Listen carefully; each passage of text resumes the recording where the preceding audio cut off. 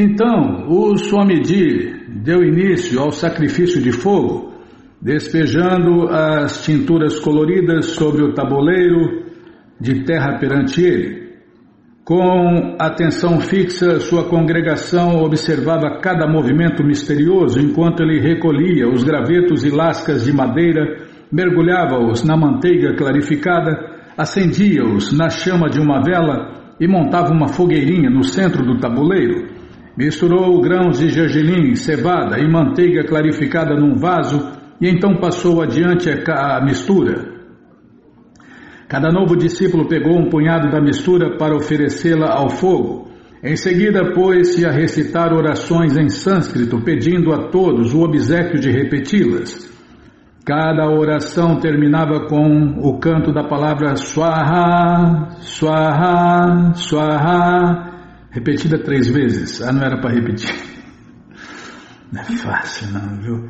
E a cada Swaha, os iniciados arremessavam um pouco da mistura de gergelim e cevada para dentro do fogo. O Swamiji prosseguia derramando manteiga clarificada, empilhando a lenha e cantando mais orações até que o tabuleiro crepitava em chamas. As orações como que não acabavam e a manteiga jorrava e o fogo cresceu e o quarto ficou mais quente. Após 15 ou 20 minutos, ele pediu a cada um dos iniciados que colocasse uma banana no fogo. Com 11 bananas amontoadas no fogo, as chamas começaram a esmorecer e a fumaça engrossou. Alguns dos iniciados levantaram-se e correram para tossir no quarto adjacente, e os visitantes recuaram para o corredor. Porém, o Swamiji continuou derramando a manteiga e os grãos remanescentes no fogo. Esta espécie de fumaça não perturba, disse ele. Outra fumaça perturba, mas não essa. Realmente, nós vimos isso, né? Nós tivemos a chance de ver isso funcionando, né, Bímola? E não perturba mesmo, não dói os olhos, não incomoda de jeito nenhum, né? Muito embora todos estivessem com os olhos lacrimejando de irritação, ele pediu que as janelas permanecessem fechadas. Dessa maneira, a maior parte da fumaça ficou retida dentro do apartamento e nenhum vizinho reclamou. O Swamiji deu um grande sorriso, levantou-se de seu assento perante o fogo de sacrifício, que é a língua incandescente de Deus, Vishnu, e começou a bater palmas e a cantar Hare Krishna. Colocando um pé diante do outro e gingando de um lado para o outro, começou a dançar Hare Krishna perante o fogo. Seus discípulos juntaram-se a ele na dança de Hare Krishna e no canto, e a fumaça diminuiu. Ele fez que cada discípulo tocasse suas contas nos pés do Senhor Krishna Chaitanya do quadro do Panchatattva sobre a mesa, e finalmente permitiu que abrissem as janelas. À medida que a cerimônia se encerrava e o ar no apartamento desanuviava, o Swamiji começou a rir. Havia tanta fumaça que pensei que teríamos que chamar o corpo de bombeiros. Prabhupada estava feliz, na verdade estava em êxtase, né, Bímola? Providenciou para que se distribuísse Krishna Prasada, alimento oferecido a Deus a todos os visitantes e devotos. O fogo, as orações, os votos e todos cantando Hare Krishna, tudo isso criara uma atmosfera auspiciosa. As coisas estavam indo para frente, agora havia devotos iniciados no mundo ocidental. No fim, a maioria dos discípulos voltou para casa, para seus apartamentos, deixando que o mestre espiritual deles limpasse tudo após a cerimônia de iniciação. 10 de setembro. Na manhã após a iniciação, Prabhupada sentou-se em seu apartamento lendo um comentário sobre o Śrīmad Bhagavatam. Enquanto lia, apoiava o grande volume em sânscrito perante ele sobre sua escrivaninha. Usava óculos de aros de tartaruga que mudavam o seu aspecto, fazendo-o parecer extremamente erudito. Usava lentes apenas para leitura, e isso intensificava a impressão visual de que agora mergulhara em profunda meditação professoral. O quarto estava sossegado, e a luz do sol matinal entrava pela janela com seus raios cálidos. De repente alguém bateu à porta. Sim, Entre. Ergueu os olhos, tirando os óculos, enquanto Mike e Jan, agora Mukunda e Janaki, abriram a porta, espreitando para dentro.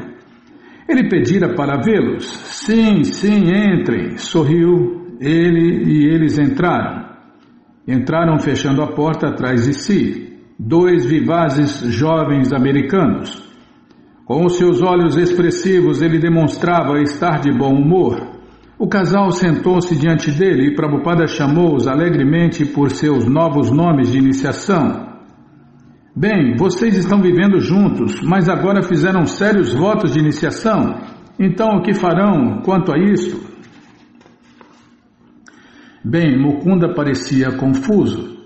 Não há amor na consciência de Deus, Krishna?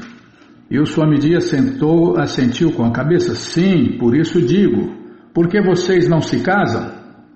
Eles concordaram que era uma boa ideia e Prabhupada imediatamente marcou a data do casamento para dali a 2 dias. O Swamiji disse que cozinharia um grande banquete e realizaria a cerimônia de casamento em seu apartamento e pediu a Mukunda e Janaki que convidasse os seus parentes. Tanto Mukunda quanto Janaki haviam crescido em Oregon. E seus membros familiares acharam impossível viajar uma distância tão longa, atendendo a um aviso tão em cima da hora. Somente a irmã de Janaki, Joan, concordou em vir.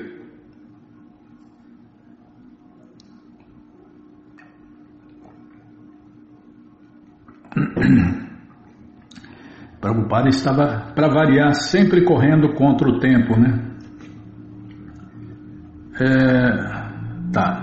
Joan comenta: eu mal sabia que espécie de casamento seria, sabia apenas que eles haviam encontrado um Swami e aprendiam sânscrito com ele, bem como frequentavam o seu pequeno templo, lojinha na 2ª Avenida. Quando me encontrei com o Swami, este estava sentado ao lado da janela em sua antessala, banhando-se à luz do sol, rodeado de panelas de alimentos oferecidos a Deus, Krishna Prasada, a qual distribuía entre os devotos que estavam sentados em volta dele, encostados à parede.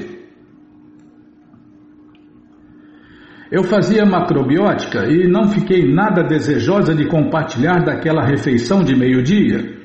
Ao entrar no recinto, o Swamiji disse: quem é ela? E Mukunda disse: esta é a Joan, irmã de Janaki, veio de Oregon para assistir ao casamento. O Swamiji disse: onde fica Oregon? E Mukunda disse: fica a 5.000 quilômetros de distância, do outro lado dos Estados Unidos. E ele perguntou: veio de tão longe, muito bom. E quando chegarão os outros membros da família? Então eu disse: sou a única a vir para a cerimônia, Swamiji.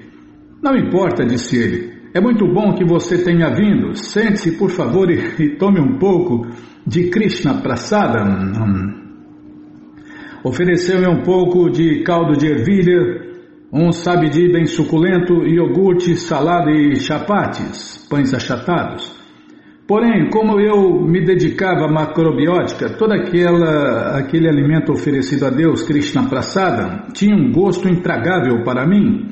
Praticamente falando, ficou o tempo todo entalada em minha garganta, mas lembro-me que ele olhava para a radiante e bela pessoa que estava tão ansiosa para que eu tomasse a Krishna Prasada que ele preparara.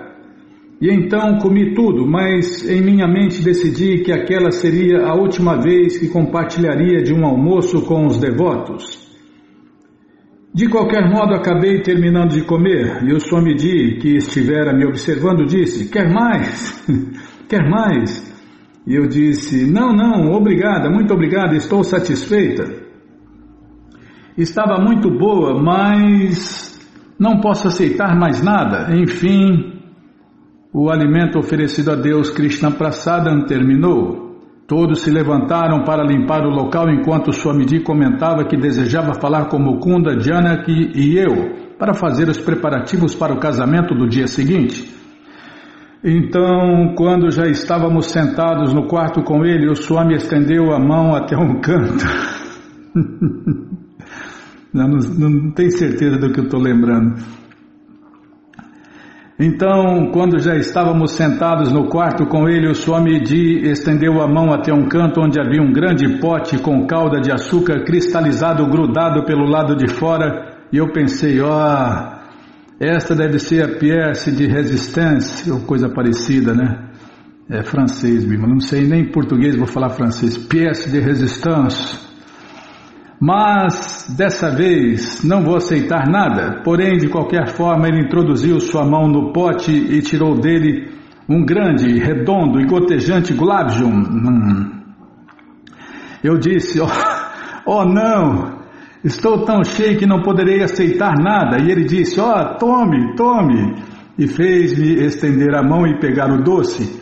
Bem, ao terminar de comer o gulab jamun, estava totalmente convencida de que essa seria a última vez e que eu jamais viria ali. Depois ele pôs-se a explicar que na tradição védica a família da noiva fazia arranjos pomposos para o casamento. E já que eu era o único membro da família que comparecera, devia vir no dia seguinte e ajudá-lo a cozinhar o banquete do casamento. Então, às 9 da manhã do dia seguinte, enquanto Janaki decorava a sala para o fogo de sacrifício, atravessando fios com guirlandas de folhas e flores pelo teto da sala, subi para encontrar-me com o Swamiji. Ao chegar, ele imediatamente me mandou sair e fazer compras com uma lista para adquirir 5 ou 6 artigos. Um dos artigos não pude encontrar em nenhum dos mercados, embora falasse com muitos lojistas. Quando voltei, ele me perguntou, conseguiu todos os artigos da lista? E eu disse, bem, todos exceto um. Qual? Perguntou ele. E eu disse, bem, ninguém sabe o que é tumar. Ele me fez lavar as mãos e sentar-me no chão de um dos quartos com um saco de 2 quilos de farinha, meio quilo de manteiga e uma jarra de água. Olhou para mim e disse, você pode preparar massa de consistência média? E eu repliquei, o senhor quer dizer massa comum de pastel, de bolo, de torta ou de pâté brioché? Que espécie de massa o senhor quer? Quantos anos você tem? Disse ele. 25, Swamiji. 25 anos, disse ele, e não sabe preparar massa de meia consistência média? É costume na Índia que qualquer mocinha a partir dos 5 anos de idade é muito experiente em preparar estas massas. Mas não importa, vou mostrar-lhe como fazer.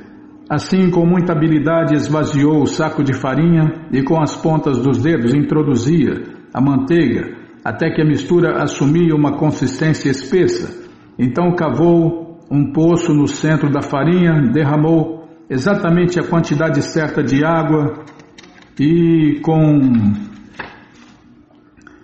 muita destreza amassou-a até transformá-la em massa de consistência média, macia como veludo. Em seguida introduziu uma travessa de batatas cozidas, esmagou-as com as pontas dos dedos e começou a adicionar condimentos na massa, Mostrou-me como preparar e enrolar cachores de batata, que são pastéis indianos fritos com recheio de batata condimentada. É difícil ler essas coisas. De 11 da manhã até as 5 da tarde fiquei sentada no mesmo quarto fazendo cachores de batata. Enquanto isso, no decorrer da mesma tarde, o Swamiji produziu 15 outros pratos vegetarianos especiais, cada um em quantidade suficiente para 40 pessoas, e fizera-os sozinho em sua pequena e estreita cozinha. Fazia bastante calor naquela tarde e eu suava. Swamiji, perguntei eu, por favor, posso beber um pouco de água? Ele deu uma olhadela, voltando-se para a porta e disse, vá lavar as suas mãos. Fui lavar as mãos e quando voltei, Swamiji tinha um copo de água para mim. Explicou-me que não se deve pensar em comer ou beber nada enquanto se prepara alimentos para oferecer ao Senhor Supremo Krishna. Assim, após beber o copo de água, fui lavar as minhas mãos e sentei-me de novo. Por volta de 2 da tarde eu disse, Swamiji, posso fumar um cigarro? Ele deu uma outra olhadela, voltando-se para a porta e disse, vá lavar as mãos. Assim eu fiz e ao voltar ele explicou-me as 4 regras da consciência de Deus, Krishna. Continuei a fazer os cachores lá pelas 3:30 ou 4 horas. O quarto estava um forno e enquanto Swamiji trazia mais uma de suas preparações, eu esfregava minha testa com o braço e com a mão. Ele virou-se para mim e disse: por favor, vá lavar as mãos. Assim o fiz outra vez e ao retornar, ele tinha uma toalha de papel molhada para mim. Explicou que para cozinhar para Deus, Krishna, era necessário observar determinados padrões de limpeza e pureza que eram diferentes daqueles aos quais eu estava acostumada. Cerca de 30 pessoas compareceram. As decorações eram semelhantes às da iniciação de poucos dias atrás, exceto que eram mais festivas e o banquete estava mais opulento. O quarto de frente do Swamiji estava decorado com ramos de pinheiro e de lado a lado da sala havia guirlandas de folhas e flores penduradas no teto. Alguns dos novos iniciados vieram com as grandes contas vermelhas em volta do pescoço, rosário Hare Krishna, de 108 contas. Agora haviam feito votos, 16 voltas diárias de Hare Krishna e cantavam Hare Krishna em suas contas exatamente como Swamiji lhes mostrara. E alegres, embora inibidamente, chamavam um ao outro por seus novos nomes espirituais. Janaki comenta: o Swamiji disse que eu deveria usar vestido indiano em meu casamento e disse que devia ser feito de seda. Perguntei-lhe que cor e ele disse vermelho. Assim, Mukunda trouxe-me um vestido indiano absolutamente elegante e algumas joias muito bonitas. Os amigos do Swami estavam acostumados a ver Janaki, pois ela sempre vinha com Mukunda, mas normalmente ela não usava maquiagem e vestia-se com roupas muito simples. Ficaram espantados e um tanto embaraçados ao vê-la entrar usando joias, maquiagem e um brilhante vestido vermelho. O cabelo da noiva estava armado e entrançado, decorado com um ornamento oval de filigrana de prata. Usava pesados brincos de prata comprados por Mukunda numa careira loja indiana de artigos importados da Quinta Avenida e braceletes de prata. Prabhupada orientou Mukunda e Janaki a sentarem-se diante dele do outro lado da arena do fogo do sacrifício. E assim como na iniciação acendeu um incenso e instruiu sobre a purificação com água, recitou o mantra de purificação e então começou a falar.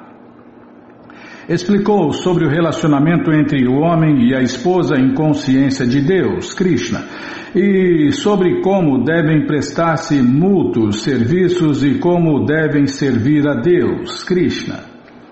Depois, Prabhupada pediu à irmã de Janaki que a desse formalmente a Mukunda como esposa dele. Aí Mukunda repetiu após o Swamiji: aceito Janaki como minha esposa, hei de protegê-la por toda a nossa vida. Viveremos juntos pacificamente em consciência de Deus, Krishna, e jamais haverá qualquer separação. A seguir, Prabhupada voltou-se para Janaki. Você aceita a Shriman Mukunda Dasa Brahmachari como seu companheiro vitalício? Você servi-lo-á sempre e ajudá-lo-á a executar as suas atividades na consciência de Deus, Krishna? A isso Janaki replicou: sim, aceito. Aceito Mukunda como meu esposo por toda a minha vida. Nunca haverá qualquer separação entre nós, nem na felicidade nem na tristeza. Prometo servi-lo sempre. E viveremos juntos pacificamente em consciência de Deus, Krishna. Você lembra disso, Bimala? Que você prometeu essas coisas aí? Aí eu lembro. Tá bom. Não botar a gente no meio, tá bom. Ninguém, senão o Swamiji, entendia nada do que se passava. Ele liderou o canto de Hare Krishna e ensinou que o noivo e a noiva deviam falar um para o outro. Disse-lhes onde deviam sentar-se e o que fazer. De fato, foi ele quem disse para eles se casarem.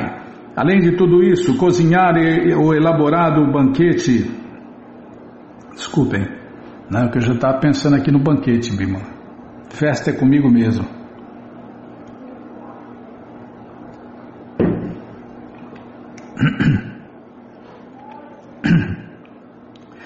Além de tudo isso, cozinhara o elaborado banquete que aguardava na cozinha para quando a cerimônia acabasse.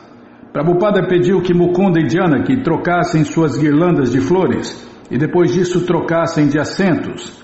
Então pediu a Mukunda para passar um pouco de cúncuma ao longo da repartição do cabelo de Janaki e em seguida cobrir-lhe a cabeça com o vestido. A seguir veio o fogo de sacrifício e finalmente o banquete. A atração especial do casamento foi o grande banquete. É muito bonita essa cerimônia, né? Muito bonita mesmo, né? Quem tiver a chance de ver, muito bonita mesmo. Até eu que não gosto, gostei. Casamento, você menino, você menina, seja celibatário. Você menina, seja celibatária. Você menino, seja celibatário. Vocês vão evitar montanhas de problemas. A atração especial do casamento foi o grande banquete. Virou um sucesso social absoluto. Os visitantes comiam entusiasticamente, pediam mais e deliravam com os sabores sensacionais. Os seguidores de Prabhupada, que estavam acostumados a seu simples farnel diário de arroz, caldo de ervilha, sabdi e pães achatados, acharam o banquete embriagante e comeram tanto quanto podiam. Muitos dos amigos de Mukunda eram macrobióticos e a princípio evitaram fastidiosamente todos os doces. Mas aos poucos o entusiasmo dos outros venceu a resistência deles e eles se deixaram cativar pela exímia arte culinária do Swami. Por Deus, ele cozinha demais, disse Janaki. Bruce, que perdera a primeira iniciação, admirava o sacrifício de fogo védico e saboreava os cachores do Swami pela primeira vez. Ele resolveu no mesmo instante dedicar-se à consciência de Deus, Krishna, e tornar-se um dos discípulos do Swamiji logo que possível. Quase todos os visitantes pessoalmente aproximaram-se do Swamiji para agradecer-lhe e congratular-se com ele. O Swamiji estava feliz e disse que tudo saíra bem pelas bênçãos de Deus, Krishna, pela graça de Krishna. Após a cerimônia, Mukunda e sua esposa receberam em seu apartamento muitos dos devotos e visitantes. À noite deixara todos animados e Hayagriva recitava poesia. Então alguém ligou a televisão para sintonizar a entrevista marcada com Allen Ginsberg, o poeta. E, para a felicidade de todos, Allen começou a tocar harmônio e a cantar Hare Krishna. Ele chegou a dizer que havia um Swami no Lower East Side que ensinava esta mantra yoga. A consciência de Deus, Krishna, era nova e desconhecida. Todavia agora, os devotos viam uma celebridade famosa fazendo o canto de Hare Krishna na televisão. A noite toda parecia auspiciosa. Enquanto isso, em seu apartamento, Prabhupada, juntamente com alguns ajudantes, limpou tudo após a cerimônia. Ele estava satisfeito. Estava introduzindo alguns dos elementos principais de sua missão de consciência de Deus, Krishna. Havia iniciado discípulos, casara-os e banquetear o público com o alimento oferecido a Deus, Krishna Prasada. Se eu tivesse recursos, disse ele a seus seguidores, poderia celebrar um grande festival como este todos os dias. Capítulo 9. Viaje para sempre. Mas enquanto isso se passava, um velho, um ano depois de seus 70 anos, perambulava pelo East Village de Nova York e estabelecia-se para provar ao mundo que sabia onde se pode encontrar Deus. Em apenas 3 meses, o homem, Swami A.C. Bhaktivedanta, conseguiu convencer a audiência mais barra-pesada do mundo, boêmios, viciados em LSD, maconheiros e hippies, de que conhecia o caminho para Deus.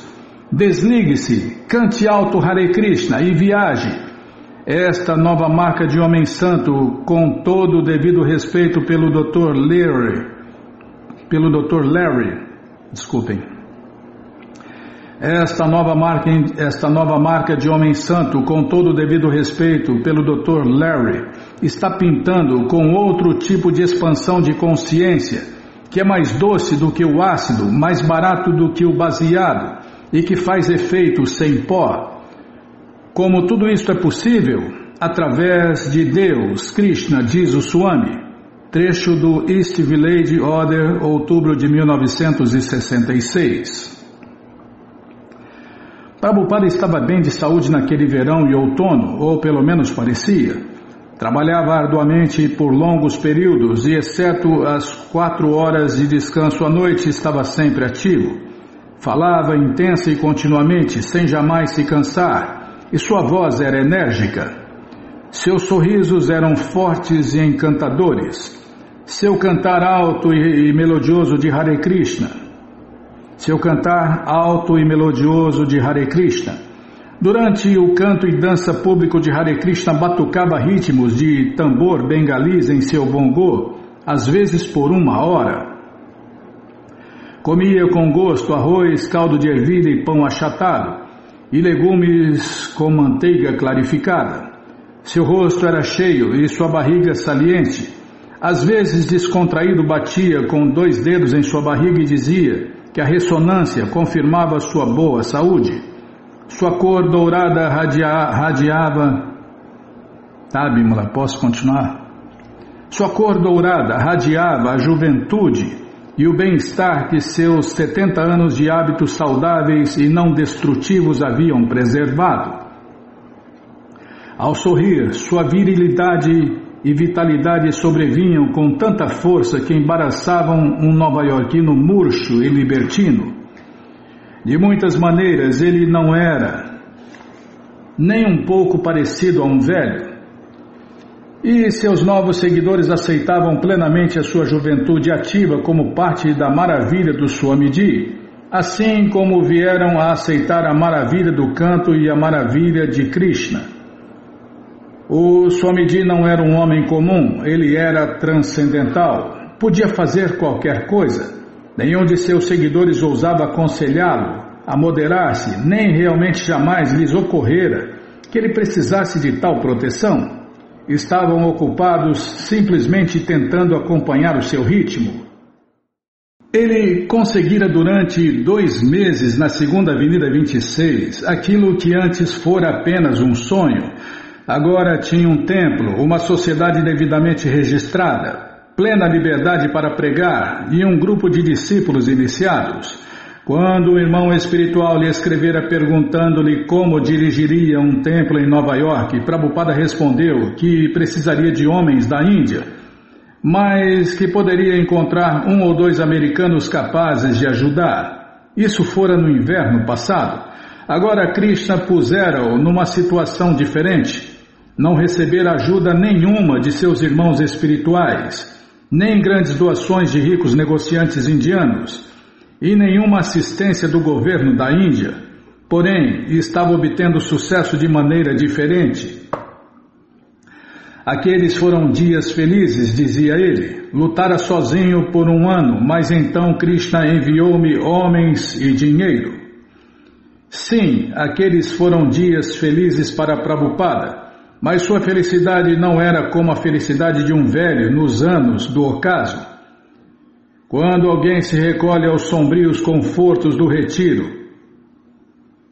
experimentava a felicidade de um jovem numa época de desabrochar de novos poderes, um período em que esperanças futuras expande-se ilimitadamente.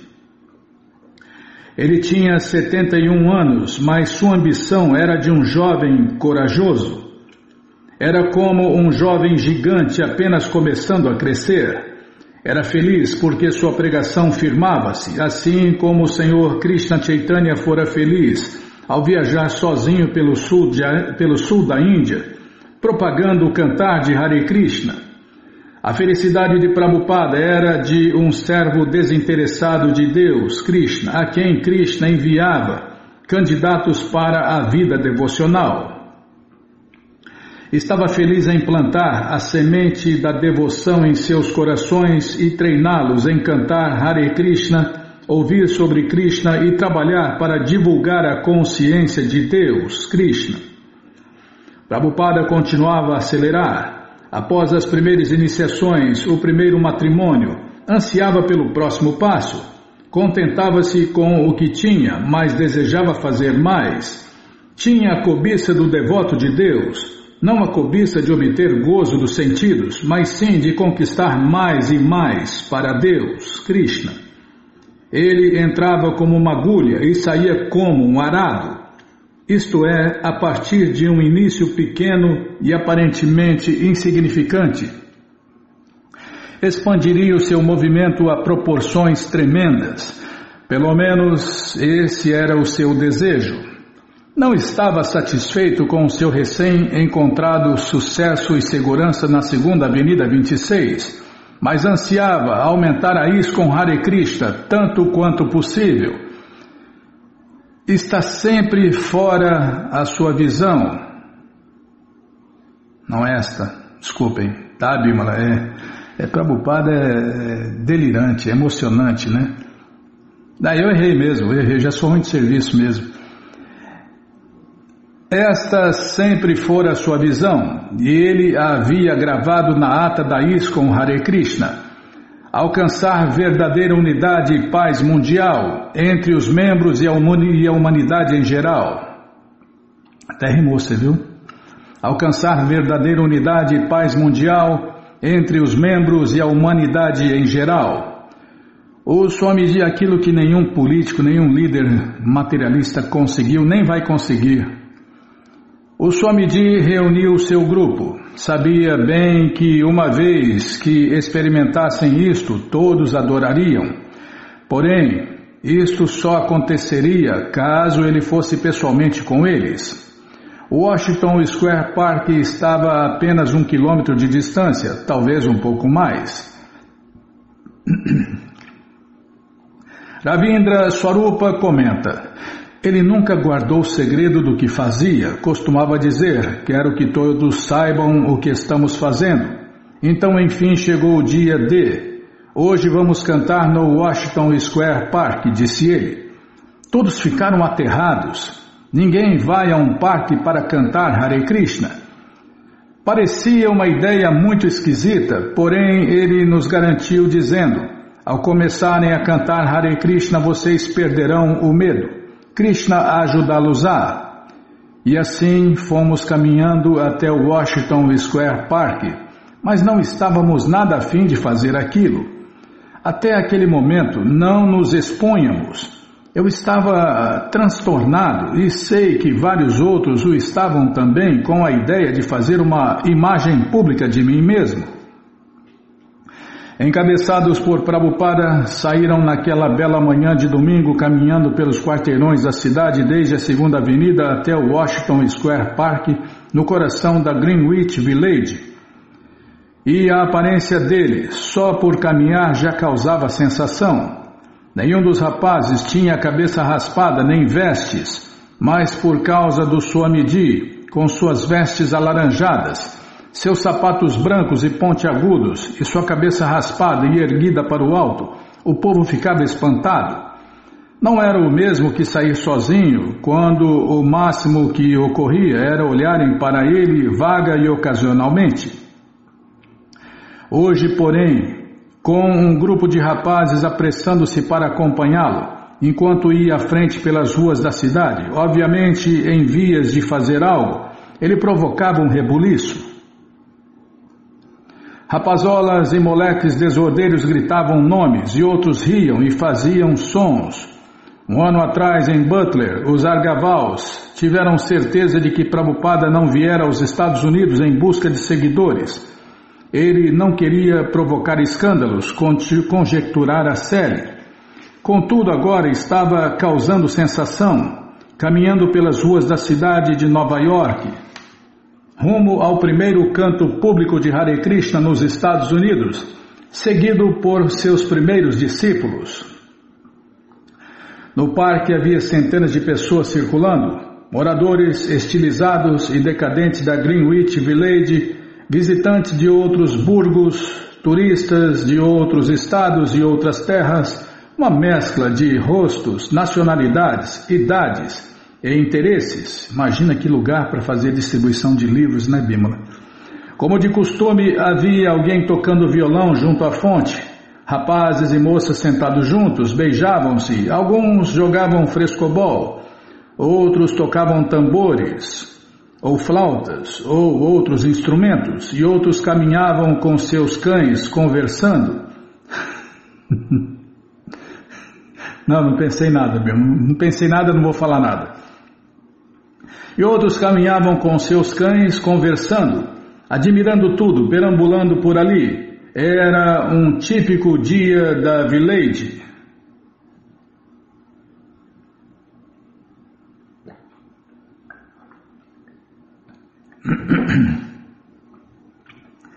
Calma.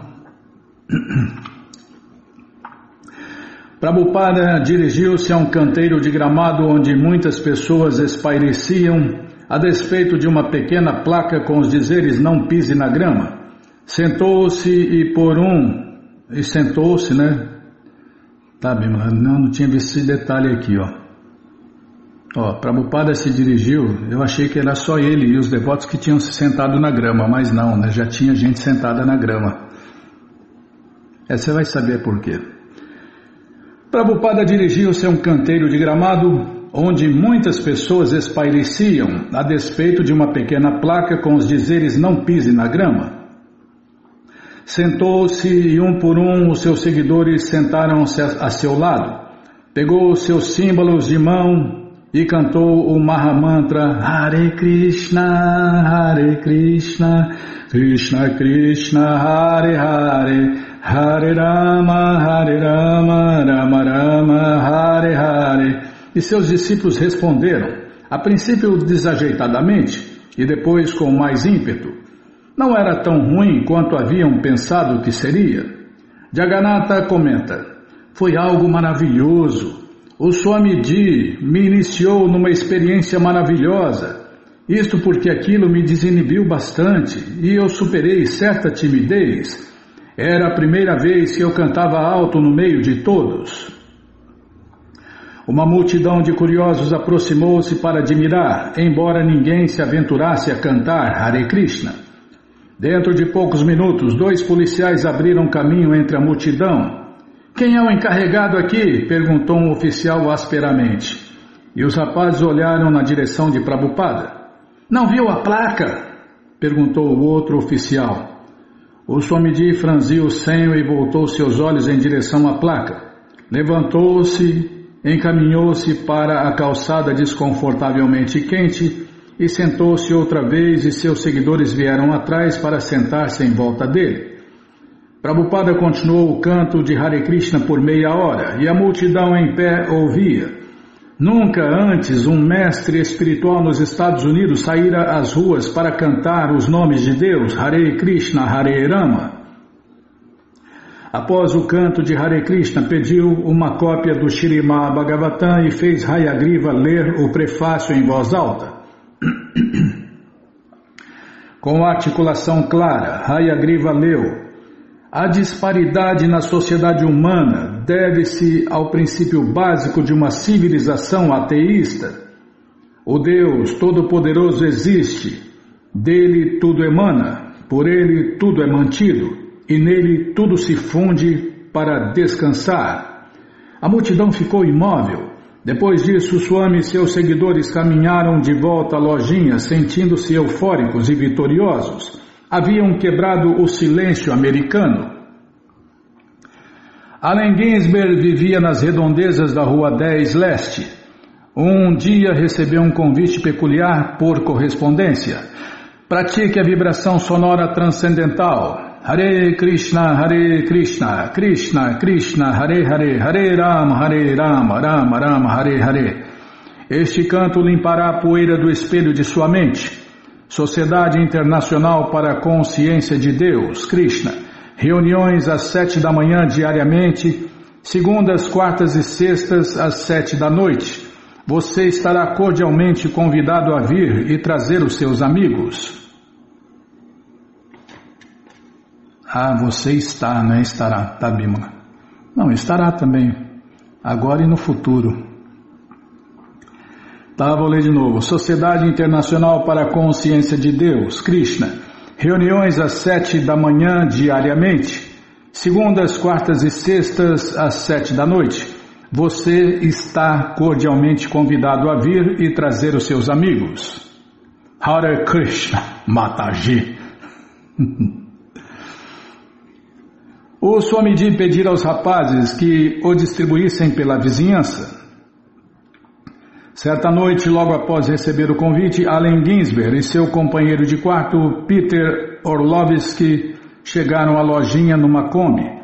Allen ficara cativado pelo mantra Hare Krishna havia vários anos atrás, ao ouvi-lo pela primeira vez no festival de Kumbh Mela, em Allahabad, Índia. Desde então, passara a cantá-lo frequentemente. Os devotos ficaram impressionados ao verem o autor mundialmente famoso de Howl, e figura líder da sua juventude transviada entrando na humilde lojinha deles. Sua defesa ao amor livre, à maconha e ao LSD, suas pretensões de visões de espiritualidade induzidas por drogas no panorama diário, suas ideias políticas, sua exploração da insanidade, da revolta e do nudismo e suas tentativas de criar uma harmonia de almas afins, tudo isso influenciava as mentes dos jovens americanos, especialmente dos que viviam no Lower East Side. Embora pelos padrões da classe média ele fosse escandaloso e desvairado, ele era de direito próprio uma figura de reputação mundial, muito mais do que qualquer pessoa que jamais viera à lojinha antes. Allen Ginsberg comenta: Bhaktivedanta parecia não ter amigos nos Estados Unidos. Era ele só, totalmente sozinho, e fora assim como um hippie solitário ao refúgio mais próximo, o local onde o aluguel fosse suficientemente barato. Havia algumas pessoas sentadas no chão de pernas cruzadas. Acho que a maioria delas eram hippies do Lower East Side que tinham pintado ali, de repente, barbudos, curiosos, com interesse e respeito por alguma espécie de presença espiritual. Alguns deles estavam vidrados, mas a maioria deles fazia parte do rebanho manso. Deixa eu ver aqui. Barbudos, excêntricos e curiosos. Eram refugiados da classe média no Lower East Side, com a mesma aparência que os santos de rua na Índia. Havia muita semelhança naquela fase da história da contracultura americana. E gostei imediatamente da ideia de Swami Bhaktivedanta ter escolhido o Lower East Side de Nova York para suas práticas. Ele entrou nas profundezas mais baixas, escolheu um ponto mais parecido com as ruas transversais de Calcutá do que qualquer outro lugar. Allen e Peter tinham vindo para o canto e dança público de Hare Krishna, mas estavam adiantados. Prabhupada ainda não descera. Presentearam os devotos com um harmônio novo, uma sanfona deitada, né? É para os cantos e danças públicos de Hare Krishna, disse Allen. Uma pequena doação. Allen parou na entrada da lojinha conversando com Hayagriva, contando-lhe como cantar a Hare Krishna pelo mundo afora, em marchas de paz, em leituras de poesias, numa procissão em Praga, numa academia de escritores em Moscou. O canto de Hare Krishna secular, disse Allen. Peraí, deixa eu tomar água.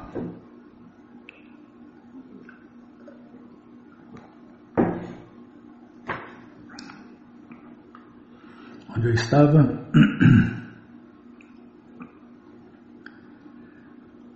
O canto de Hare Krishna secular, disse Allen. Mas Hare Krishna de qualquer modo. Então Prabhupada entrou. Allen e Peter sentaram-se com a congregação e juntaram-se ao canto e dança público de Hare Krishna e Allen tocou o harmônio.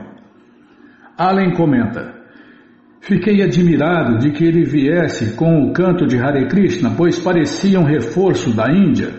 Eu andara por aí cantando Hare Krishna, mas nunca compreender exatamente o porquê, nem o que significava. Porém, fiquei surpreso de ver que ele tinha uma melodia diferente, pois pensava que a melodia que eu sabia era a melodia universal. Eu estava tão acostumado à minha melodia que realmente a maior diferença que tive com ele foi em torno do tom, pois eu o havia consolidado em minha mente por anos e ouvir outra melodia realmente me deixava alucinado. Após a palestra, Allen adiantou-se para falar com Prabhupada, que ainda estava sentado em seu tablado. Allen ofereceu seus respeitos com as mãos postas e tocou os pés de Prabhupada. E Prabhupada reciprocou, inclinando a cabeça com as mãos postas. Conversaram juntos brevemente, e então Prabhupada voltou a seu apartamento. Allen mencionou para Hayagriva que gostaria de visitá-los novamente e conversar mais com Prabhupada, ao que Hayagriva convidou a vir no dia seguinte e ficar para o almoço, comendo Krishna Prasadam. Você não acha que o Swamiji é um pouco esotérico demais para Nova York? Perguntou Allen. E Hayagriva pensou e replicou, talvez. Então Hayagriva pediu a Allen que ajudasse o Swami, já que o seu visto estava para expirar. Ele havia entrado no país com um visto de 2 meses de permanência e vinha estendendo o seu visto repetidas vezes por 2 meses. Por 2 meses mais, desculpem. Isto prosseguira por 1 ano, mas da última vez que solicitaram uma prorrogação, esta fora recusada. Precisamos de um advogado de imigração, disse Hayagriva. Eu doarei para isso, garantiu-lhe Allen. Na manhã seguinte, Allen Ginsberg apareceu com um cheque e outro harmônio. Em cima, no apartamento de Prabhupada, demonstrou a sua melodia para cantar Hare Krishna, e então ele e Prabhupada conversaram. Allen comenta, eu estava um pouco acanhado diante dele, pois não sabia de onde ele vinha. Eu tinha aquele harmônio e desejava doá-lo, e tinha algum dinheiro. Achei esplêndido que agora ele estava ali para falar sobre o mantra Hare Krishna. Isso como que justificava o meu cantar. Eu sabia o que estava fazendo, mas não tinha fundamento teológico para satisfazer as indagações suplementares. E ali estava alguém que tinha. Assim, achei aquilo absolutamente esplêndido. Agora eu podia sair por aí cantando Hare Krishna, e se alguém desejasse saber o que era, eu simplesmente poderia enviá-lo ao Swami Bhaktivedanta para que descobrisse. Se alguém quisesse conhecer as complexidades técnicas e a história original, eu poderia enviá-lo a ele. Explicou-me sobre o seu próprio mestre e sobre Krishna Chaitanya e a linhagem de predecessores. Sua mente estava cheia de muitas coisas e do que estava fazendo. Ele já trabalhava em suas traduções. Sempre parecia estar sentado ali, dia após dia e noite após noite. E acho que 1 ou 2 pessoas o ajudavam. Prabhupada foi muito cordial com Allen. Citando uma passagem do Bhagavad Gita onde Krishna diz que tudo o que um grande homem fizer, os demais seguirão, pediu a Allen para continuar cantando Hare Krishna sempre que surgisse a oportunidade, de modo que os outros seguissem o seu exemplo. Contou sobre como o Senhor Krishna Chaitanya organizou o primeiro movimento de desobediência civil na Índia, liderando uma marcha de protesto em canto e dança público de Hare Krishna contra o líder muçulmano. Allen ficou fascinado, apreciou a conversa com o Swami, porém eles tinham suas diferenças. Quando Allen expressou a sua admiração por um famoso santo bengali, Prabhupada disse que o santo era um farsante. Allen ficou chocado. Nunca antes ouviram um Swami criticar tão severamente a prática de outro. É o que mais tem farsantes, anandas, paramahansas, goswamis, swamis, maharajas, impersonalistas, patifes, como Prabhupada diz, né? Patifes. Não passou no teste do patifímetro. É consciente de Deus? Não, então é um patife. Prabhupada tem esse teste, o patifímetro. Se o cara não passa no teste do patifímetro, é um patife. Onde eu estava? A Prabhupada disse que o santo era um farsante. Allen ficou chocado. Nunca antes ouvira um Swami criticar tão severamente a prática de outro Swami. Prabhupada explicou, baseado em evidências védicas, o raciocínio por trás de sua crítica, e Allen admitiu ter pensado ingenuamente que todo homem santo fosse 100% santo. Peraí, estou entortando aqui, mas tá caindo aqui. Porém, decidiu que a partir de então ele não aceitaria mais um santo, incluindo Prabhupada, com base em fé cega. Ele resolveu encarar Prabhupada de um prisma mais rigoroso e mais crítico. Allen comenta: eu tinha uma atitude de respeito muito supersticiosa que provavelmente era fruto de uma mentalidade idiota. Portanto, os ensinamentos de Swami Bhaktivedanta foram ótimos para fazer-me questionar isso. Também me fizeram questioná-lo e não fiar-me nele. Allen descreveu uma visão divina que tivera, na qual William Blake lhe aparecera em som e na qual ele percebera a unidade de todas as coisas. Um santo em Vrindavana dissera a Allen que isso significava que William Blake era o seu mestre, o seu guru. Guru, né? Farsante é guru. William Blake, guru, Bima. Porém, para Prabhupada isso não fazia sentido. É muita droga, né? Muito LSD. Allen comenta: a coisa principal acima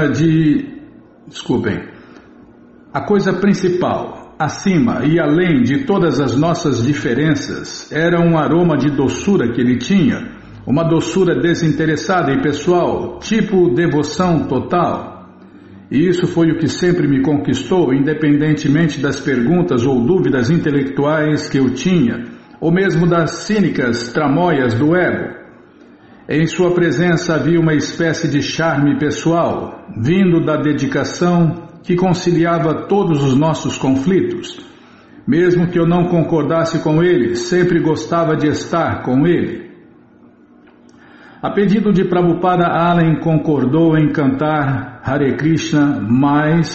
mais Hare Krishna e se esforçar para deixar de fumar. O Senhor realmente pretende transformar esses rapazes americanos em devotos de Deus? Perguntou Allen. Sim, replicou Prabhupada alegremente, e falosei todos sacerdotes brahmanas. Allen deixou um cheque de $200 para ajudar a cobrir as despesas legais para a prorrogação do visto do Swami e desejou-lhe boa sorte. Sacerdotes brahmanas, Allen não via como tal transformação seria possível. Não, que eu estava pensando aqui, né, Bímola? Se Prabhupada fosse um farsante, ele ia concordar com tudo que o Allen dizia, né? Não, você está certo, o cara é um santo mesmo, me dá grana aí, dá seu dinheiro aí. É porque você quer bajular uma pessoa, você quer tirar dinheiro de uma pessoa, você fala o que ele quer ouvir, né? Não fala a verdade. E Prabhupada falava a verdade, não interessa o dinheiro. O dinheiro vem de Deus, Krishna, e não de puxar o saco de gente que tem dinheiro. 23 de setembro, era Radhashtami, o dia do aparecimento de Shrimati Radharani, a eterna consorte do Senhor Krishna. Prabhupada realizou sua segunda iniciação. Kate tornou-se Kirtanananda, Steve tornou-se Satswarupa, Bruce tornou-se Brahmananda e Chuck tornou-se Achyutananda. Foi outro dia festivo com um fogo de sacrifício no quarto de frente do Swami e um grande banquete. Nossa, imagina esses banquetes, Bímola. Os devotos chamavam de banquetes do amor.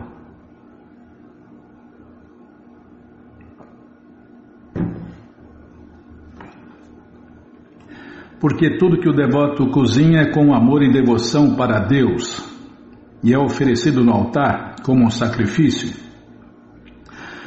Prabhupada vivia em meio à cultura das drogas numa circunvizinhança onde os jovens tentavam quase que desesperadamente alterar a sua consciência, fosse por meio de drogas, fosse por algum outro meio, o que estivesse à disposição.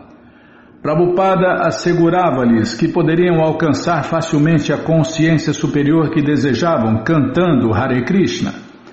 Era inevitável que, ao explicar a consciência de Deus, Krishna fizesse alusões a experiências com drogas, mesmo que apenas para mostrar que eram dois caminhos opostos.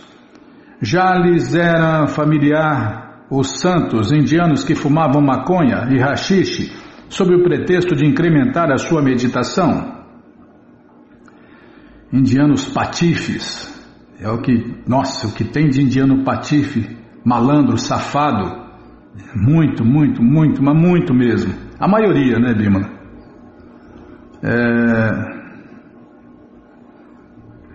Já lhes eram familiares os santos indianos que fumavam maconha e haxixe sob o pretexto de incrementar sua meditação.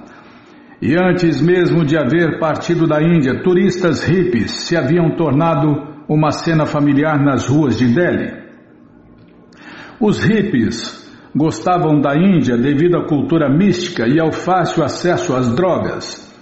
Deparavam com suas réplicas indianas que lhes garantiam que tomar haxixe era espiritual, e então regressavam aos Estados Unidos e perpetravam suas concepções errôneas de cultura espiritual indiana. Era um modo de vida. As bocas locais tinham uma linha completa de tóxicos, maconha, LSD, peiote, cocaína e drogas pesadas como a heroína e barbitúricos eram facilmente adquiridos nas ruas e nos parques. Jornais de contracultura publicavam notícias importantes sobre o mundo das drogas. Apresentavam um personagem de história em quadrinhos chamado Capitão Baseado. Capitão Baseado, e imprimiam palavras cruzadas que apenas um cabeça feita podia responder. Prabhupada tinha de ensinar que a consciência de Deus, Krishna, estava além da venerada viagem de LSD. Vocês pensam que tomar LSD pode produzir êxtase e consciência superior? Perguntou ele certa vez à sua audiência. Então imaginem só, um quarto cheio de LSD. A consciência de Deus, Krishna, é assim. Sempre vinha gente que perguntava aos discípulos do Swamiji, vocês viajam com isso? E os devotos respondiam, sim, você pode viajar apenas com o canto de Hare Krishna. Por que não experimenta? Greg Scharf, irmão de Brahmananda, não experimentara o LSD, mas queria elevar a consciência, de modo que decidiu experimentar o canto de Hare Krishna. Greg comenta, eu tinha 18 anos, todos na lojinha haviam tomado LSD, eu achei que talvez devesse também, pois queria me sentir como parte do grupo. Assim perguntei a Umapati, ei Umapati, você acha que eu devo experimentar o LSD? Pois não entendo do que vocês estão falando. E ele disse que não, que o Swamiji disse que LSD não é necessário. Nunca o tomei, mas penso que valeu mesmo assim. E Hayagriva comenta, o senhor já ouviu falar alguma vez de LSD? É uma droga psicodélica que vem como uma pílula e se o senhor a toma pode experimentar êxtases religiosos. O senhor acha que isto poderá ajudar em minha vida espiritual? E Prabhupada responde, você não precisa tomar droga nenhuma para a sua vida espiritual. Sua vida espiritual já está aqui. Se qualquer outra pessoa tivesse dito tal coisa, Hayagriva jamais teria concordado com ela. Porém, como o Swamiji parecia tão absolutamente positivo, por isso, não havia como não concordar. Satswarupa comenta, eu sabia que o Swamiji vivia em estado de consciência elevado e nutria esperanças de que, de alguma forma, ele pudesse ensinar-me o processo. Na intimidade de seu quarto perguntei-lhe, existe avanço espiritual que se possa fazer do qual não se cairá jamais? Por sua resposta sim, fiquei convencido de que poderia substituir minhas próprias tentativas de ser espiritual com LSD cujo efeito sempre passa por uma vida transcendental plena, como a do Swamiji. Pude ver que ele estava convicto e isto me convenceu. Greg comenta: o LSD era a droga espiritual da época e o Swamiji era o único que ousava falar abertamente contra ela, dizendo que era disparate. Acho que essa foi a primeira batalha que ele teve que vencer ao tentar promover o movimento Hare Krishna no Lower East Side. Mesmo aqueles que vinham regularmente à lojinha achavam que LSD era legal. Provavelmente as experiências mais famosas com LSD naqueles dias foram as de Timothy Leary e Richard Alper, professores de psicologia de Harvard, que estudaram os efeitos da droga, publicaram suas descobertas em jornais profissionais e defendiam o uso do LSD para a autorrealização e a plenitude. Após ser exonerado de Harvard, Timothy Leary seguiu em frente, tornando-se o sacerdote nacional do LSD e por algum tempo dirigiu uma comunidade de LSD em Millbrook, Nova York. Quando os membros da comuna de Millbrook ouviram falar do Swami no Lower East Side, que liderava seus seguidores num canto de Hare Krishna que fazia as pessoas viajarem, passaram a visitar a lojinha. Uma noite, um grupo de cerca de 10 hippies de Millbrook vieram ao canto e dança público de Hare Krishna do Swamiji. Todos eles cantaram Hare Krishna, não tanto em adoração a Krishna, mas para ver que tipo de barato o canto de Hare Krishna podia produzir.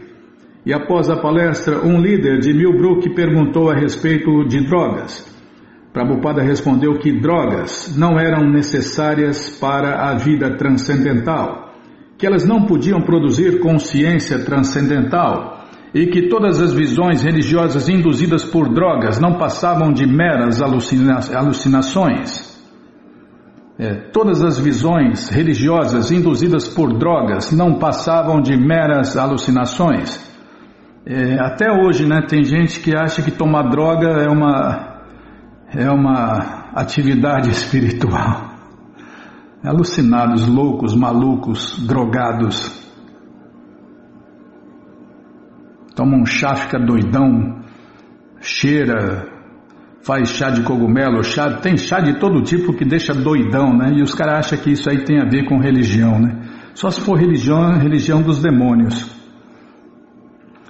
Perceber Deus não era tão fácil nem tão barato que se pudesse fazê-lo com o simples ingerir de uma pílula ou fumando. Cantar Hare Krishna, explicou ele, era um processo de purificação para descobrirmos nossa consciência pura. Tomando drogas, aumentaríamos a cobertura, privando-nos da autorrealização. Suja a mente e o coração, as drogas. Já fala, droga, né? Droga. Até a droga do café, a droga do guaraná, droga nenhuma, né? O devoto de Deus não toma droga nenhuma, nem a droga do guaraná, nem a droga do café, droga nenhuma. Mas o senhor já tomou LSD? Esta pergunta tomou ares de desafio. Não, replicou Prabhupada, nunca tomei nenhuma dessas coisas, nem mesmo cigarros ou chá. Se o senhor não a tomou, como então pode dizer o que é? A turma de Millbrook olhou em volta sorrindo. 2 ou 3 deles chegaram a cair na gargalhada e estalaram os dedos pensando que o Swamiji estava em xeque-mate. Não tomei, redarguiu Prabhupada majestosamente de seu tablado.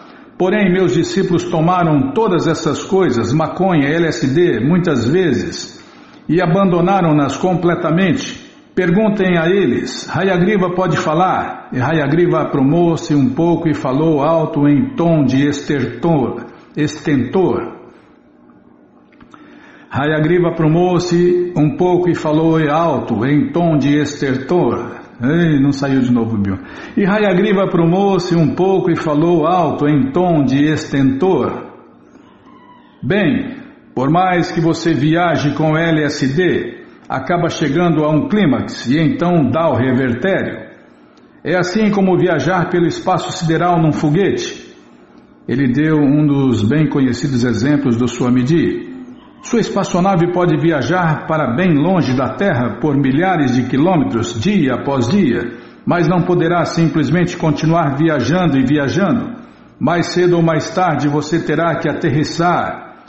Com LSD, entramos no barato, mas sempre temos o revertério novamente. Isso não é consciência transcendental.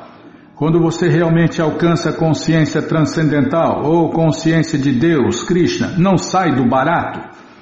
Por que você vai a Krishna? Não tem revertério. Pode viajar para sempre. Prabhupada estava sentado em seu quarto dos fundos com Hayagriva, Umapati e outros discípulos. A reunião noturna recém-terminada e os visitantes de Millbrook haviam partido. A consciência de Deus, Krishna, é tão incrível, Swamiji, confessou Umapati. A gente viaja cada vez mais, sem revertério. E Prabhupada sorriu. Sim, isto é correto. Chega de fossa, disse Umapati rindo, e os outros também começaram a rir. Alguns aplaudiram repetindo, chega de fossa. A conversa inspirou Hayagriva e Umapati a editar um novo panfleto. Viaje para sempre, chega de fossa. Pratique a consciência de Deus, Krishna. Expanda sua consciência praticando a vibração sonora transcendental. Hare Krishna, Krishna Krishna, Hare Hare, Hare Rama, Rama Rama, Hare Hare. O panfleto prosseguia enaltecendo a consciência de Deus, Krishna, acima de qualquer outra onda. Incluía frases como acabe com todas as depressões e ligue-se. E protestava contra empregar métodos de autorrealização e consciência expandida, induzidos artificialmente. Alguns objetaram que o volante se valia muito do jogo de mentalidade hippie, porém Prabhupada disse que estava tudo bem. Greg comenta. Posso continuar? Muito obrigado, hein? Quando esses drogados do Lower East Side vinham conversar com o Swamiji, este era por demais paciente com eles. Falava sobre uma filosofia que eles nunca tinham ouvido antes. Quando alguém toma LSD, fica realmente super egocêntrico e não ouve bem quando alguém lhe fala algo. Assim o Swamiji frisava pontos em particular, mas eles não o compreendiam e ele era obrigado a repetir a mesma coisa várias vezes. Ele tinha muita paciência com aquelas pessoas, mas não cedia à alegação delas de que o LSD era um aditivo espiritual genuíno para a autorrealização. Outubro de 1966, Tompkins Square Park era o parque do Lower East Side. A Rua 7 limitava-o ao sul com seus condomínios acinzentados de 4 ou 5 andares. No lado norte estava a Rua 10, com mais fachadas cinzentas, mas em melhores condições. E o prédio bem antigo e pequeno que abrigava a filial Tompkins Square da Biblioteca Pública de Nova York. Peraí, deixa eu tomar água.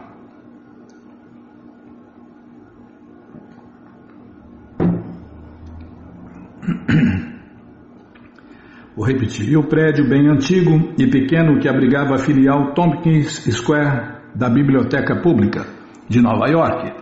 Na Avenida B, o limite leste do parque, erguia-se a igreja de Santa Brígida, construída em 1848, quando a vizinhança era inteiramente irlandesa. A igreja, escola e reitoria ainda ocupavam a maior parte do quarteirão. E a fronteira ocidental do parque, a Avenida A, era alinhada com velhas e diminutas confeitarias, que vendiam jornais, revistas, cigarros e gemadas no balcão. Eca! Como dizem.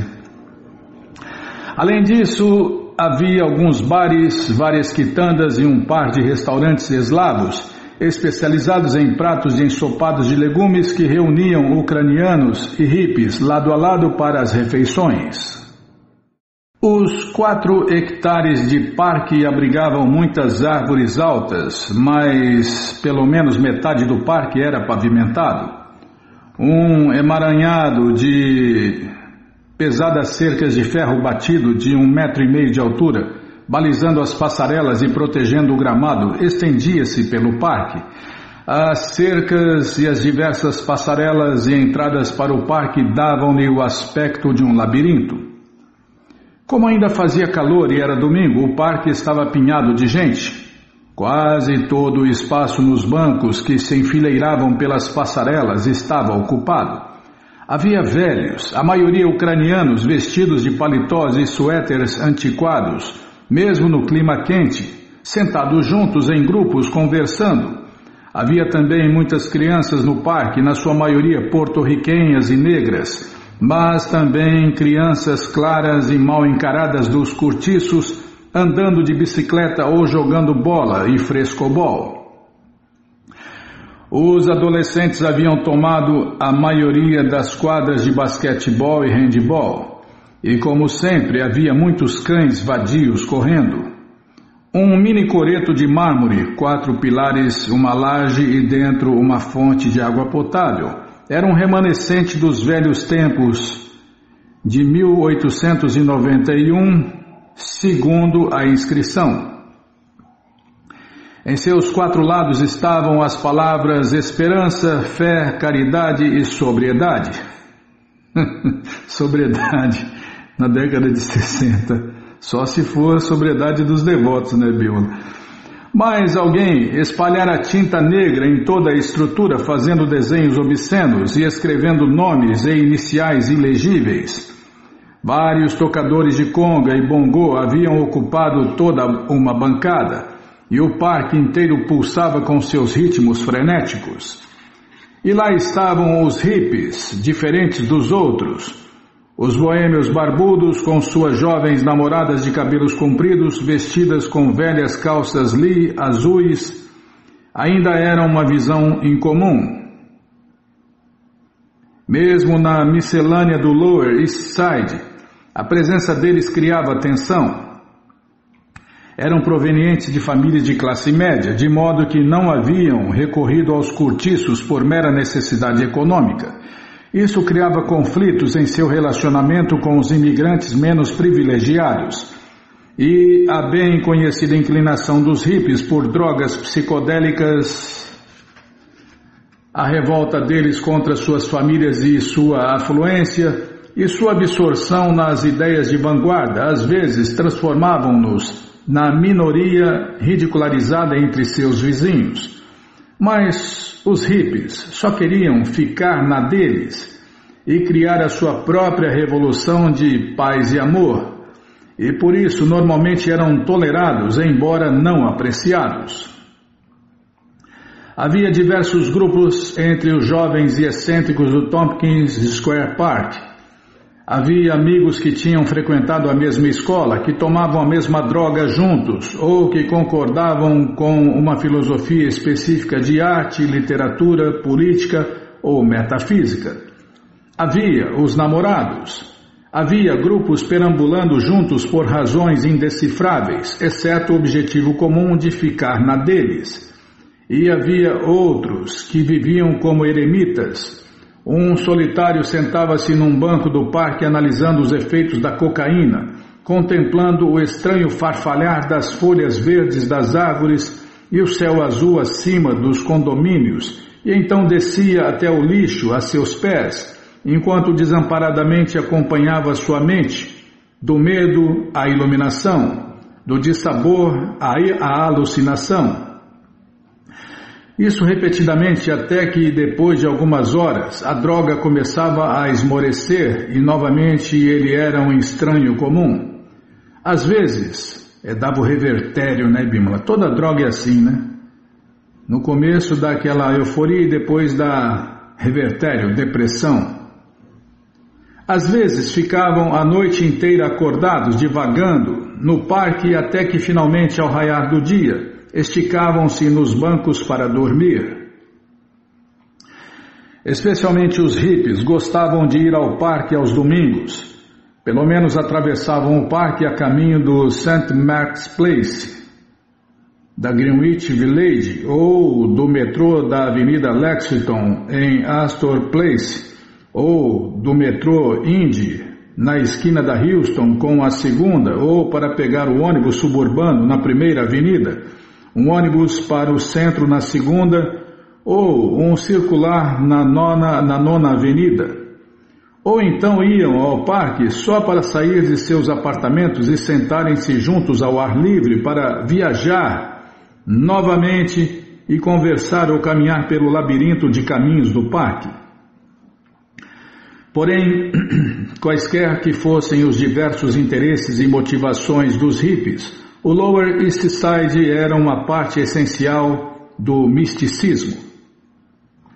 Não era apenas uma favela imunda, era o melhor local no mundo para se fazer experimentos com a consciência. Apesar de toda a sujeira e ameaça de violência, e apesar da vida confinante de seus condomínios acinzentados, o Lower East Side ainda era ou ainda estava na vanguarda da revolução de expansão mental.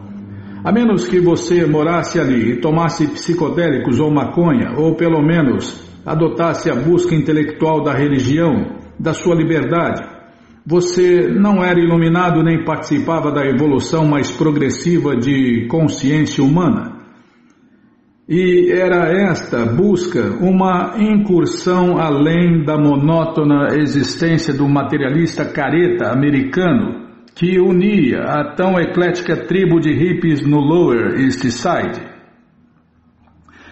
Foi neste cortejo caótico que o Swamiji entrou com os seus seguidores e sentou-se para fazer o canto e dança público de Hare Krishna.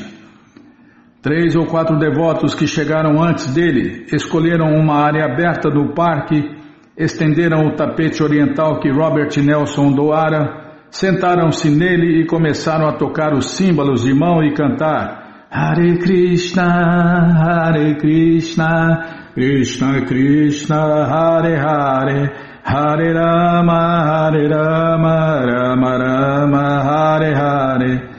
Imediatamente alguns rapazes que andavam de bicicleta frearam bem perto do tapete e ficaram de pé, montados em suas bicicletas, observando curiosa e reverentemente. Outros transeuntes juntaram-se para escutar o canto de Hare Krishna. Enquanto isso, o Swamiji caminhava às 8 quadras a partir da lojinha, acompanhado por meia dúzia de discípulos. Brahmananda carregava o harmônio, a sanfona deitada, e o tambor do Swami.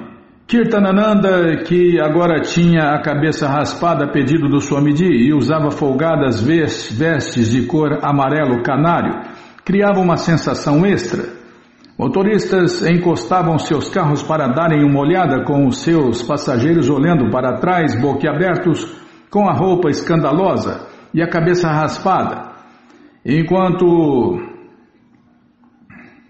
fazia a sensação, porque a maioria era tudo cabeludo, na época, e ver um cara sozinho com a cabeça raspada brilhando, Bima, os devotos brilham. Enquanto o grupo passava por uma loja, as pessoas lá dentro cutucavam umas às outras e apontavam para o espetáculo. Pessoas vinham às janelas de seus apartamentos, recepcionando o Swami e seu grupo como se uma parada estivesse passando. Especialmente os desordeiros guris porto-riquenhos não podiam conter as suas reações exageradas. Ei, Buda! Mofavam eles. Ei, vocês, se esqueceram de mudar os seus pijamas? Davam gritos estridentes como que imitando gritos de guerra de índio que haviam ouvido nos filmes de faroeste de Hollywood. Ei, árabes! Exclamou um arruaceiro que começou a imitar o que considerava ser uma dança oriental. Ninguém na rua sabia nada sobre a consciência de Deus, Krishna, nem mesmo sobre a cultura e os costumes hindus. Para eles, o séquito do Swami nada mais era que um bando de hippies loucos exibindo-se. Porém, não sabiam bem que conceito formar do Swami. Ele era diferente, não obstante, desconfiavam. Entretanto, alguns, como Irving Harpen, um residente veterano do Lower East Side, simpatizaram-se com aquele estranho que aparentava uma pessoa muito digna e em missão pacífica. Irving Halper comenta: muita gente tinha noções abstrusas. Nunca vi essa palavra, tá vendo? Eu nunca vi essa coleção, eu nunca li. Posso falar que eu nunca li essa coleção, nunca vi essa palavra. Irving Halper comenta: muita gente tinha noções abstrusas do que era um swami. Era como se de repente fossem ver pessoas deitadas sobre pequenas camas feitas de pregos e toda espécie de outras noções absurdas. De qualquer modo, ali estava uma criatura obviamente bem intencionada, gentil, pacífica e muito graciosa em meio a tanta hostilidade. Hippies, que são eles? Comunistas? Enquanto os jovens escarneciam, os de meia idade e mais velhos balançavam as cabeças ou pasmavam frios e sem compreender. O caminho para o parque foi juncado de blasfêmias, piadas obscenas e tensão, mas sem violência. Após o exitoso canto e dança público de Hare Krishna no Washington Square Park, Prabhupada vinha regularmente enviando paradas de 3 ou 4 devotos cantando e tocando símbolos de mão pelas ruas e calçadas do Lower East Side. Numa ocasião foram bombardeados com sacos de água e ovos e às vezes deparavam com valentões procurando briga. Porém nunca foram atacados. O povo só pasmava, ria deles ou gritava atrás deles. Naquele dia os vizinhos étnicos presumiram que Prabhupada e seus seguidores haviam saído às ruas vestidos em costumes bizarros para fazer uma brincadeira, só para virar tudo de pernas para o ar e provocar espanto e algazarras. Sentiam que suas reações eram apenas naturais para qualquer favelado americano normal e respeitável. Assim foi uma aventura e tanto antes mesmo de o grupo alcançar o parque. Contudo, Swamiji permanecia inalterado. Você vê como é transcendental, né, Bimala?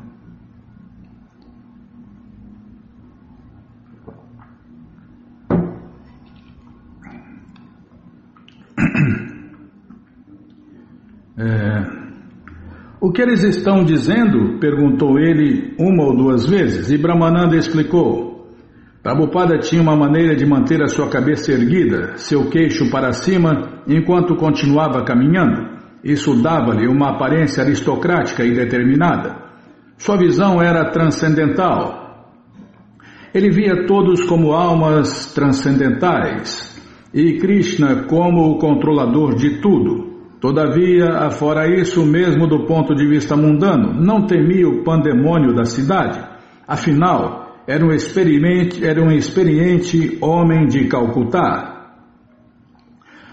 O canto e dança público de Hare Krishna houvera começado cerca de 10 minutos antes de o Swami chegar. Descalçando suas sandálias de borracha branca, exatamente como se estivesse em casa no templo, sentou-se no tapete com seus seguidores, que agora haviam parado de cantar Hare Krishna e contemplavam-no. Usava uma suéter rosada e um manto cade em volta dos ombros. Sorria. Olhando para o seu grupo, indicou o ritmo, contando 1, 2, 3, 1, 2, 3, 1, 2, 3. Então começou a bater palmas com força enquanto continuava contando 1, 2, 3, 1, 2, 3, 1, 2, 3. Os símbolos de mão acompanhavam, a princípio, com batidas erradas, mas ele mantinha o ritmo batendo palmas, e logo eles pegaram o ritmo, batendo palmas, entrechocando os símbolos rudemente, até chegar a um ritmo lento e fixo. Pôs-se a cantar as orações que ninguém mais conhecia. Vandeham, Shri Guru, Shri Juta Pada Kamalam, como só Prabhupada canta bonito, né, Bima? E sua voz era doce como o harmônio, rica de nuances da melodia bengali. Sentando sobre o tapete debaixo de um grande carvalho, cantava as misteriosas orações em sânscrito. Nenhum de seus seguidores conhecia o mantra. Não conhecia mantra algum, senão o mantra Hare Krishna, mas conheciam o Swamiji e mantinham o ritmo escutando próximos a ele enquanto os caminhões roncavam na rua e os tocadores de conga pulsavam à distância. Enquanto cantava Shri Rupam Sagrajatam, os cães se aproximavam, crianças espiavam, alguns escarnecedores apontavam os dedos. Ei, quem é esse sacerdote, cara? Mas sua voz era um remanso além das dualidades contrastantes. Seus rapazes continuavam tocando os símbolos de mão enquanto ele cantava sozinho Shri Radha Krishna Padam. Prabhupada cantava orações em louvor ao amor conjugal puro de Shrimati Radharani, a amada das vaqueirinhas por Krishna. Cada palavra transmitida por centenas de anos pelos associados íntimos de Deus, Krishna, era saturada de significado transcendental profundo que só ele compreendia.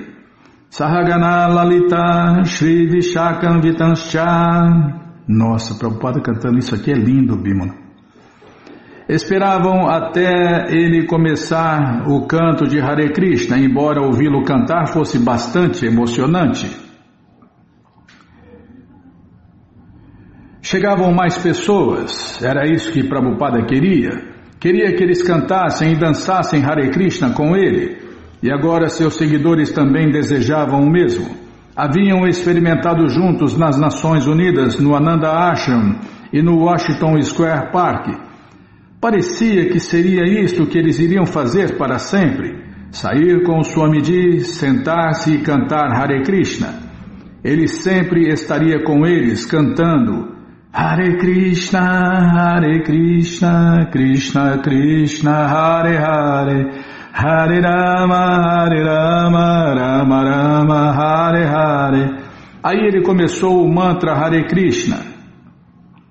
Eles responderam a princípio em tom baixo e confuso demais, porém, ele o repetiu novamente para eles, cantando bem e triunfante. Novamente responderam, ganhando entusiasmo, tilintando os símbolos de mão e batendo palmas. 1, 2, 3, 1, 2, 3, 1, 2, 3. Cantou sozinho de novo Hare Krishna e eles ficaram acompanhando de perto cada palavra, batendo palmas, tocando símbolos e admirando-o a olhar de volta para eles com sua concentração interna, sua sabedoria de velho, a sua devoção a Deus, e por amor pelo Swamiji desvencilharam-se de seu meio ambiente e juntaram-se a ele no canto e dança público de Hare Krishna. O Swamiji tocava o seu pequeno tambor, segurando sua correia na mão esquerda, abraçando o tambor contra o corpo, e com a mão direita produzia complexos ritmos de tambores indianos. Hare Krishna, Krishna Krishna, Hare Hare, Hare Rama, Rama Rama, Hare Hare. Após meia hora ele ia firme, repetindo o mantra Hare Krishna, levando-os consigo enquanto espectadores, deixa eu virar a página, interessados juntavam-se em número cada vez maior. Alguns hippies sentaram-se à beira do tapete, copiando a postura sentada de pernas cruzadas, escutando, batendo palmas, experimentando o canto de Hare Krishna.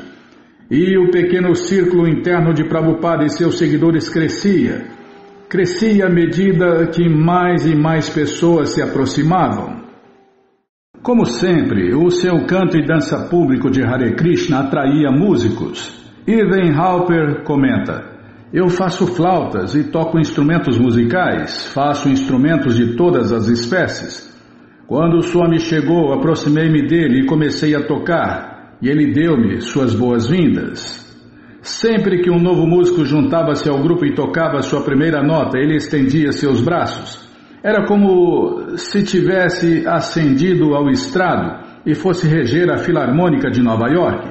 Ou seja, ele tinha aquele gesto que todo músico conhece. É fácil saber quando alguém quer mais, quando alguém mais quer que você toque com ele e sente-se bem de que você o esteja acompanhando. E havia nele essa espécie muito básica de comunicação musical com a qual me relacionei muito rapidamente e senti-me feliz com aquilo. Músicos solitários sempre perambulavam em diferentes partes do parque, e ao saberem que podiam acompanhar o canto do Swami e que eram bem-vindos, começaram então a aparecer um por um.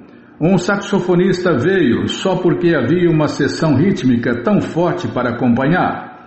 Outros, como Irving Halper, viram aquilo como algo transcendental, com boas vibrações. À medida que os músicos se juntavam, mais transeuntes ficavam atraídos pelo canto e dança público de Hare Krishna. Prabhupada estivera tanto liderando quanto acompanhando o coro. E agora muitos que se haviam aproximado cantavam também no papel de líderes, de modo que havia um coral constante. Durante a tarde, a multidão cresceu para mais de 100, com uma dúzia de músicos tentando acompanhar o Swami, com os seus tambores conga e bongô, flautas de bambu, flautas de metal, gaitas, batuques de madeira e metal, pandeiros e violões. Irving Halper comenta: o parque retumbava, os músicos ouviam os mantras com muito cuidado. Quando o Swami cantava Hare Krishna, Krishna Krishna, Hare Hare, Hare Rama, Rama Rama, Hare Hare, às vezes havia um Krishna, um tresdobrar do que fora uma sílaba dupla. Geralmente isso acontecia na primeira estrofe e os músicos pegaram a onda logo. O Swami pronunciava-o de maneira específica e os músicos eram bem meticulosos e escutavam com muito cuidado a maneira como o Swami cantava Hare Krishna. E começamos a perceber que havia diferentes melodias para a mesma frase breve e demos-nos conta de uma regularidade nisso, como alguém que segue o regente de uma orquestra ou o cantor líder de um madrigal. Era realmente agradável e as pessoas acotovelavam-se umas às outras. Elas diziam: ei, vejam, captávamos e repetíamos uma pronúncia sutil em particular de uma frase em sânscrito que a audiência, em seu entusiasmo, enquanto dançava ou tocava, talvez deixasse passar. Ou então o Swami acrescentava uma batida extra, golpeava os tambores de determinada maneira, como que para indicar algo, pois no momento ele era o percussionista, o principal percussionista. Conversei com alguns músicos sobre isso e concordamos que este Swami devia ter em sua cabeça centenas e centenas de melodias que haviam sido trazidas com verdadeira erudição do outro lado do mundo. Muitas pessoas chegaram ali só para sintonizar a dádiva musical, a transmissão do Dharma. Ei, diziam elas, ouçam esse monge santo. As pessoas tinham certeza de que iam acontecer feitos incomuns, exibicionismo, levitações ostentosas, ou tudo o que esperassem que fosse acontecer. Porém, quando a simplicidade do que o Swami realmente dizia, quando alguém começava a se dar conta dela, quer estivesse motivado a realmente fazer um compromisso vitalício e seguir aquele modo de vida, quer meramente quisesse apreciá-lo e deixá-lo em seu lugar e dar-lhe o devido respeito, isso o transformava. E era interessante também ver as diferentes maneiras com as quais as pessoas encaravam o canto e dança público de Hare Krishna. Alguns consideravam-no como um prelúdio, outros consideravam-no como um grande evento, outros gostavam da música, outros ainda gostavam do som poético dele. Então chegaram Allen Ginsberg e Peter Orlovsky, juntamente com alguns de seus amigos. Allen examinou a cena e encontrou um lugar para se sentar entre os cantores. Com sua barba negra, suas lentes, sua fronte calva rodeada por longos e anelados cabelos negros, Allen Ginsberg, o poeta patriarca que viera juntar-se ao canto de Hare Krishna, enalteceu imensamente o prestígio local do canto e dança público de Hare Krishna. Prabhupada, enquanto continuava os seus estáticos canto e tocar de tambor, reconheceu Allen e sorriu. Um repórter do New York Times compareceu e solicitou uma entrevista a Allen, mas este recusou-se. Não se deve perturbar um homem durante a sua adoração. O Times teria que esperar. Peraí, deixa eu tomar água.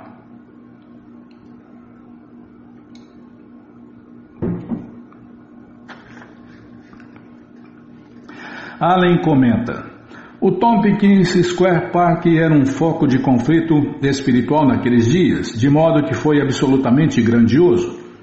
Como que de repente, em meio a toda a conversa, drogas e teorias, realmente era espantoso que algumas pessoas entregassem seus corpos, seu cantar, para derreter o gelo intelectual e desabrochar em bhakti total.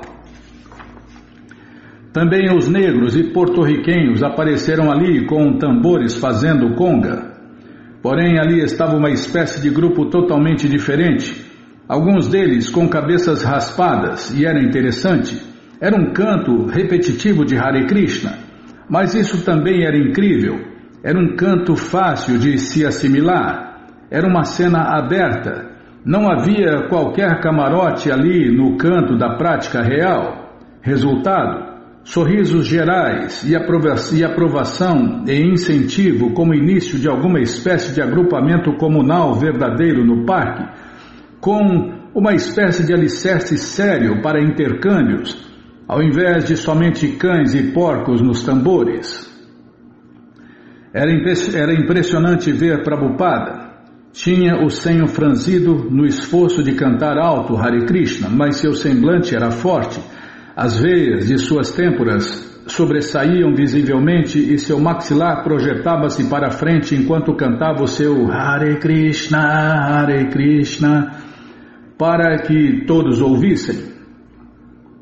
Embora o seu procedimento fosse agradável, o seu canto de Hare Krishna era intenso, às vezes tenso, e tudo em torno dele era concentração.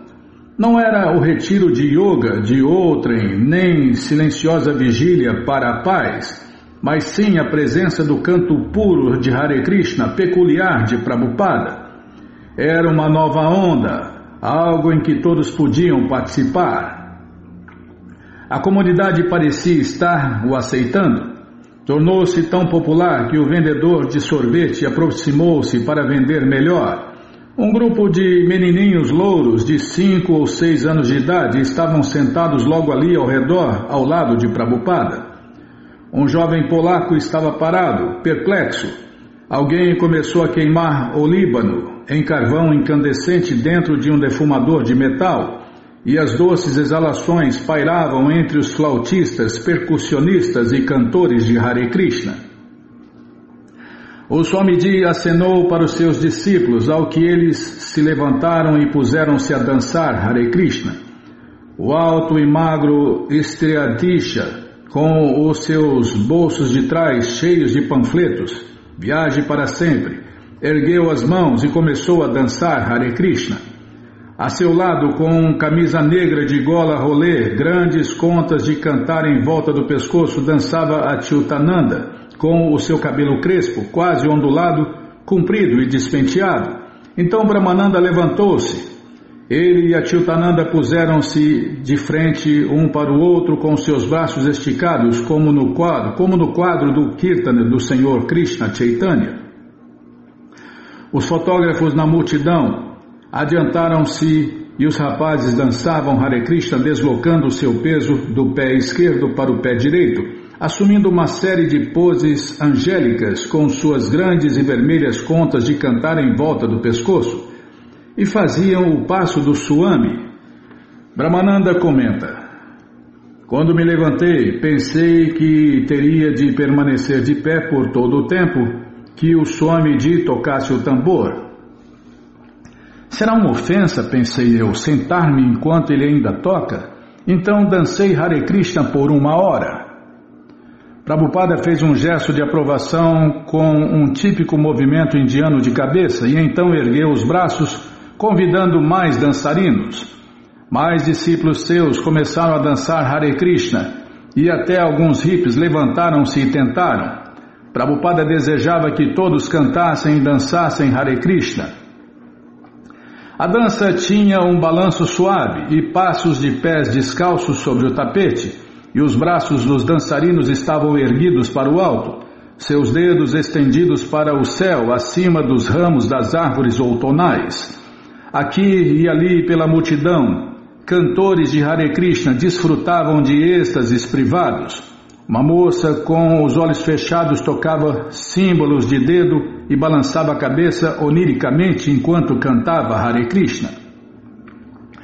Uma senhora polonesa com um rosto muito velho e enrugado e um lenço em volta da cabeça olhava para a moça incredulamente. Pequenos grupos de senhoras idosas usando encharpes, algumas delas com óculos escuros, eram vistos aqui e ali entre a multidão, conversando animadamente e apontando para os aspectos interessantes do canto e dança público de Hare Krishna. Kirtanananda era o único com roupa indiana, parecendo uma versão jovem de Prabhupada. A vespertina luz do sol de outono caía suavemente sobre o grupo, aureolando-os.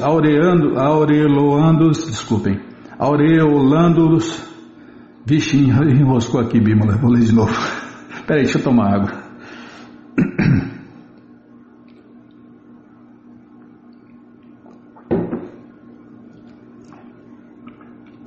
A vespertina luz do sol de outono caía suavemente sobre o grupo, aureolando-los numa refulgência dourada com sombras longas e frescas.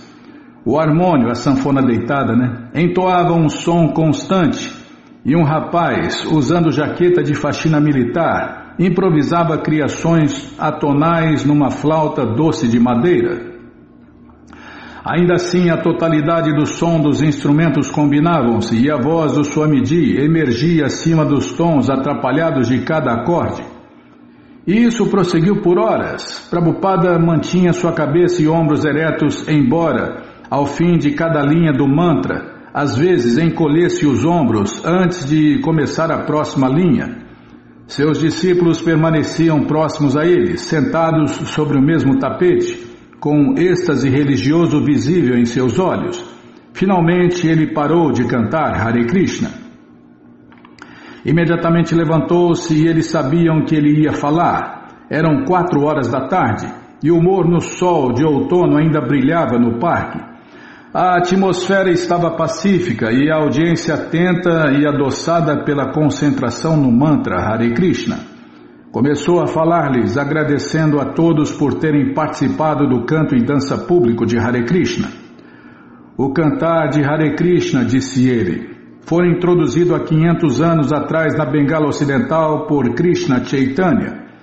Hare significa ó energia do Senhor Krishna. E Krishna é o Senhor.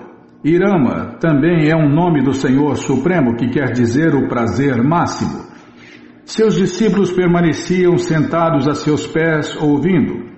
Rai Rama, com olhos semicerrados, fez um anteparo de sua mão para poder ver o Swamiji contra os raios do sol. E a cabeça de Kirtanananda debruçava-se para um lado, como a cabeça de um pássaro que olha para o solo. Ele mantinha-se ereto em frente do robusto carvalho, suas mãos juntas ao acaso perante ele, numa postura apropriada de orador, as suas leves vestes alaranjadas cobrindo-o graciosamente. A árvore atrás dele parecia perfeitamente situada, e a luz do sol malhava as sombras da folhagem sobre o espesso tronco. Atrás dele, por entre a folhagem das árvores, via-se o campanário de Santa Brígida. À sua direita estava uma melancólica senhora de meia-idade usando roupa e penteado que estavam fora de moda nos Estados Unidos havia 20 anos. À sua esquerda encontrava-se uma moça hippie de aparência insolente usando apertadas calças de brim e ao lado dela um jovem negro com suéter negro e os braços cruzados diante do peito. A seguir estava um jovem pai segurando uma criança, depois um jovem barbudo de rua com os seus longos cabelos repartidos no meio e 2 ordinários homens de classe média e cabelo curto com suas companheiras. Muitos no grupo, embora estivessem bem perto da árvore, ficaram distraídos, olhando perdidamente para cá e para lá.